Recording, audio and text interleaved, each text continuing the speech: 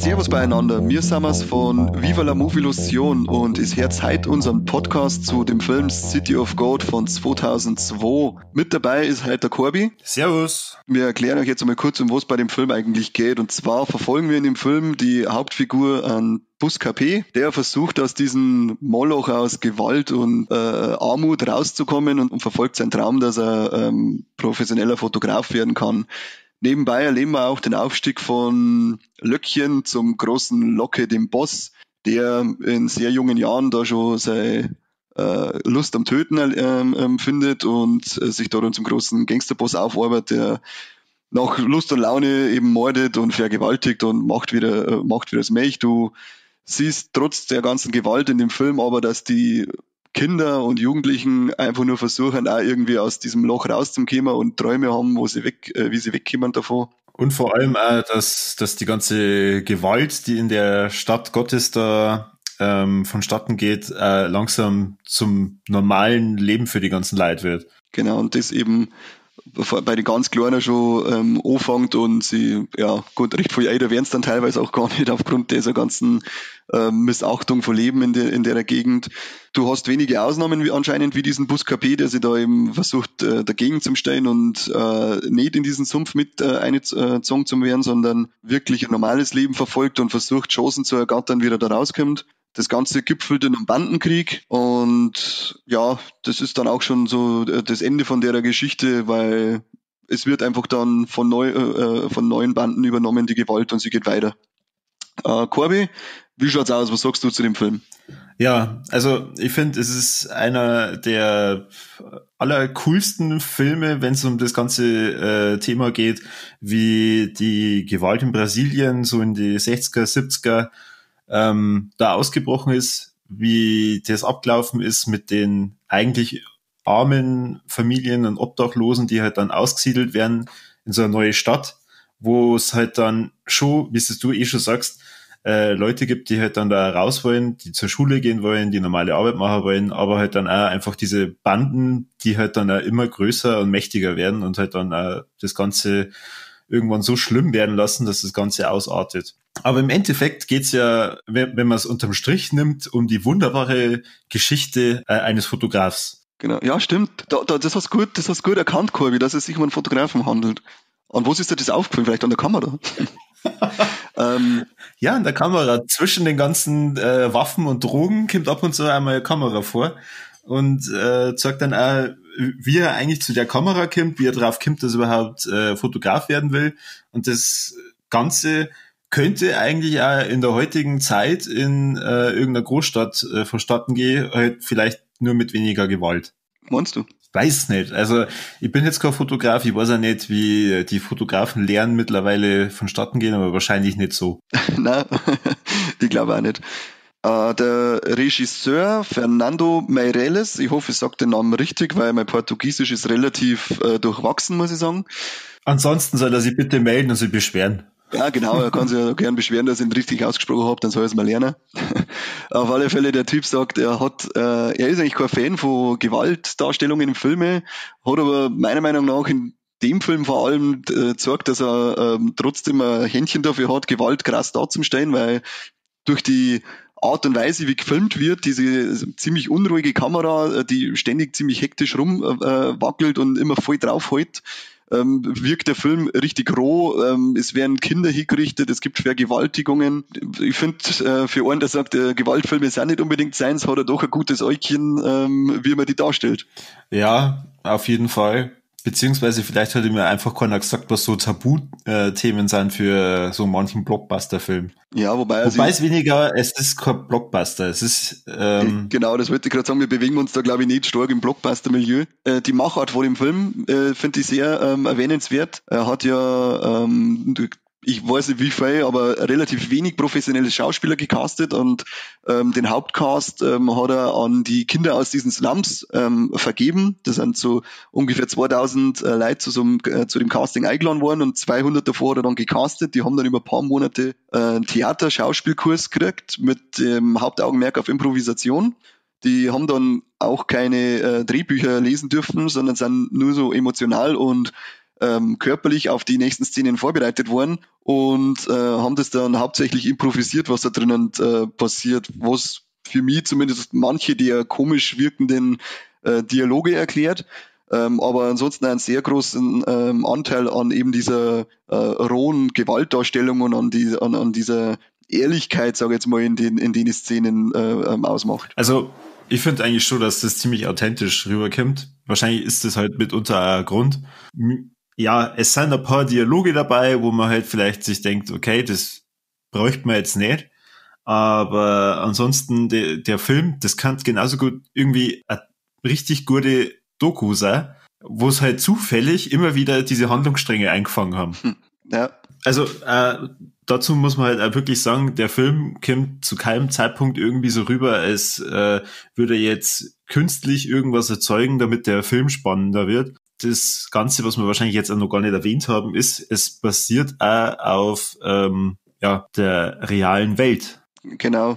Also das Drehbuch orientiert sich an einem Roman von dem Paulo Lins, der Buscapé, glaube ich, ist aber für den Film in Vordergrund gesetzt worden. Das ist im Roman jetzt zum Beispiel nicht so, aber gut, wann ist es schon eine 1:1 Verfilmung von einem Roman? Was auch ziemlich geil gemacht war, also weil ich aber vorher schon mal zu der Kameraarbeit ein bisschen was gesagt, dass diese ziemlich hektisch ist, aber nicht negativ, eben dadurch ziemlich viel rüberbringt. Fand ich halt auch richtig geil, diese nach der Szene in dem Hotel, in die Kugel, die dann über mehrere Kanten auf den Seitenspiegel zufliegt, wo man meint, dass er dann jetzt den Typen da schießt. Absolut geile Kameraarbeit oder auch die Schnittarbeit, in der man dann das Wachsen vom Löckchen zum Locke den Boss sagt und das durch Schnitt für Schnitt von einem Mord zum nächsten Mord wieder immer größer wird. Absolut geile Kamera- und Schnittarbeit. Dafür auch nominiert worden für 4 Oscars damals. Beste Regie, bestes adaptiertes Drehbuch, Kamera und Schnitt, aber leider keinen gewonnen. Auch vom Schnitt her ist mir vor allem das aufgefallen, wenn es irgendwelche Bild-in-Bild-Szenen gibt, wo du halt dann auch mit einer Szene beginnst, die jetzt gerade in irgendeinem Zimmer ist, die schicken einen raus, dann verfolgt der eine denjenigen, der gerade raus ist und zerrt ihn wieder rein und dir kommt es halt echt so vor, als wenn jetzt der Typ, der rausgeschickt worden ist, einfach nur mal mit einer Kamera verfolgt worden ist. Du siehst aber beides. Also du siehst, wie die Handlung in dem Raum weitergeht und wie er den anderen Typen wieder zurückholt. Und das ist ziemlich cool. Handwerklich finde ich, ist dieser Film auch wirklich eine ganz hohe Liga, in der er spielt. Es gibt übrigens eine Serie auch dazu, die nennt sich City of Man, auch vom Regisseur, den ihr hoffentlich richtig aussprecht, dem Fernando Meireles. Ich habe es auch schon mit SCH am Schluss gehört, keine Ahnung, fragt's mich nicht. Ja, also hier nur mal lieber Herr Malieris, wenn Sie wollen, dass wir den Namen richtig aussprechen. Ich glaube, du sagst es sogar schlimmer als ich. Was? Malieris? Das klingt doch viel spanischer, oder? Ja, wir sind aber in Portugal unterwegs, nicht in Spanien. Das ist doch fast das Gleiche. Krass. Übrigens, genau, das haben wir noch gar nicht erwähnt, diese Stadt Gottes, die ist in Brasilien. Ich bin mir aber nicht sicher, ob diese Stadt wirklich so heißt oder ob es den Namen von der Stadt einfach nie sagen. Das sind, glaube ich, Stadtteile, die haben aber auch sehr schwierige Namen. Die haben aber nicht direkt in diesem Stadtteil diesen City of God dann gedreht, sondern in einer Nachbarstadt, weil zu der Zeit, als der Film gedreht worden ist, war da gerade ein ziemlich heftiger Bandenkrieg anscheinend am Laufen. Darum hat man sich sicherheitshalber dazu entschieden, dass man woanders hingeht. Das heißt, das mit den Bandenkriegen hat da nicht in die 70er einfach aufgehört? Nein, das hat nicht aufgehört. Diese Bandenkriege, die sind da nach wie vor anscheinend so heiß am Laufen. Und eben im Jahr, wann ist der Film gedreht worden? Ich glaube Anfang der 2000er dann. Da war eben in diesem Stadtteil gerade wieder ziemliche Action angesagt und dann haben sie in einen anderen Stadtteil gedreht, in dem aber auch diese ganzen Drogendealer und Banden unterwegs waren. Aber sie haben sich mit denen dann geeinigt. Sie durften ja keine eigene Security mitnehmen, sondern die ganzen Drogendealer und Banden haben praktisch die Security für sie übernommen. Aber es ist laut einer der Schauspieler ist es alles ziemlich cool gewesen. Die waren offen, die haben sich anscheinend darüber gefreut, dass jemand die Geschichte erzählt, wie es da wirklich ist. weil es gibt ja nur diese Sonnenseite für den Tourismus, aber wie es auf der anderen Seite ausschaut, das sieht keiner und wird relativ selten gezeigt. Darum waren die da ziemlich offen und dankbar und anscheinend auch bemüht. Es waren nie Leute mit Maschinenpistolen da, hat die Schauspielerin erzählt. Dafür waren sie anscheinend auch sehr dankbar. Muss aber, glaube ich, krasse Atmosphäre sein bei so einem Dreh. Wenn man weiß, die Leute darum dumm sind alles wirklich Bandenmitglieder und Drogendealer und wahrscheinlich auch irgendwo in Morde und so ein Zeug verwickelt. Stelle mir heftig vor.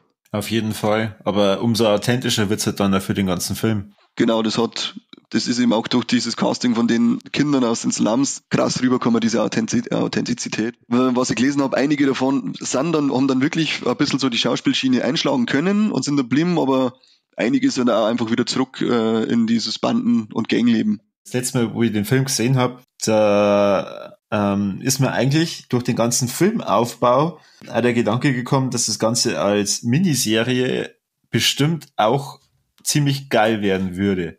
Also jetzt angenommen, HBO will sich entscheiden, keine Ahnung, sie machen jetzt nochmal eine Serie über City of God, aber genau mit der Handlung. Mhm. Ja, du kannst halt dann da auch die ganzen Charaktere, die da drin vorkommen, und das sind nicht gerade wenig, neben einem Buscapé und einem Locke. Da kannst, glaube ich, so viel aus der Handlung dann auch machen und so viele Nebencharaktere dann noch viel besser erklären, dass das bestimmt 8 tolle Folgen werden würde. Absolut, ja, absolut. Aber wer weiß, im momentanen Verserierungswahn ist es gar nicht so abwegig, dass man vielleicht dann auch noch mal City of God aufgreift als Thema. Andererseits, wer weiß, ob das dann wieder so gut wird. Auch nur für sich ist das nämlich ein ziemlich geiler Film. Also er dauert zwar ziemlich lang, zumindest gefühlt.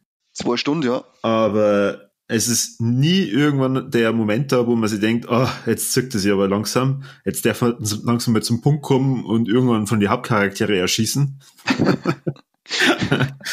Sondern er bleibt einfach spannend, unterhaltsam. Er hat ab und zu lustige Momente, romantische Momente. Ja. Mir hat der Film brutal gefallen.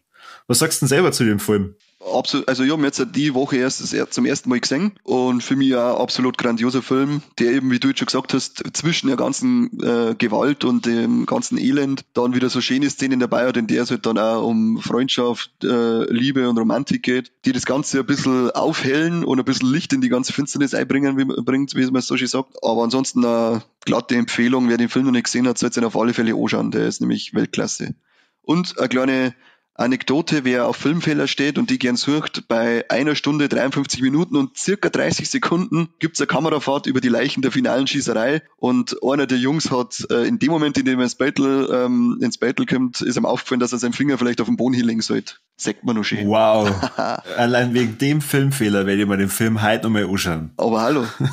Also am besten fand ich echt die Schnittarbeit zum Wachstum vom Löckchen zu Locke dem Boss mit diesem Morde, wo pro Abschuss eine nächste Szene geblendet wurde, in der er älter war, bis zu seinem finalen Aussehen im Film. Das war für mich das Beste. Und wenn ich was angreifen müsste, dann wäre es eben die manchmal komisch wirkenden, improvisierten Texte. Aber sie sind nie wirklich schlecht, sondern sie wirken einfach nur ab und zu ein bisschen komisch. Ja, das ist Meckern auf hohem Niveau. Genau, also sehr hohes Niveau. Was gibt's denn bei dir, Corby? Was kreidest du dem Film an und was findest du richtig geil? Also was ich am Ankreiden dat wäre, neben dem, dass in den 2 Stunden die Langeweile aufkommt, es doch viele Charaktere sind.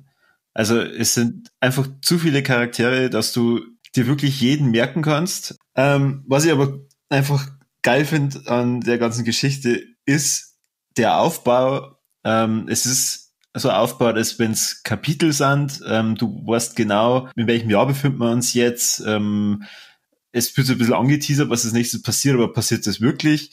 Und halt dazu der ganze Schnitt. Also für mich eins der schönsten Sachen an dem ganzen Film ist einfach der Schnitt zusammen mit der Musik und einfach der komplette Aufbau. Weil du kommst dann auch immer wieder mal auf Szenen zurück, die am Anfang waren und kapierst dann, okay, und das ist dann passiert. Ja, da kann ich nichts hinzufügen, Herr Corbinian. Leid, danke fürs Zuhören und wir hoffen, sehr schön. Dann genau, schaut euch auf jeden Fall City of God an. Sehr zu empfehlen. Momentan auf Prime. Schaut auf jeden Fall euch den Filmfehler dann an. Bei 1 Stunde und 53 Minuten. Minuten und circa 31 Sekunden. Genau, und verflucht's dann den Laienschauspieler, der viel zu spät seinen Finger auf den Boden fallen hat lassen. So macht's es. Also danke fürs Reichern, Leute. Bis zum nächsten Mal. Servus. Ciao.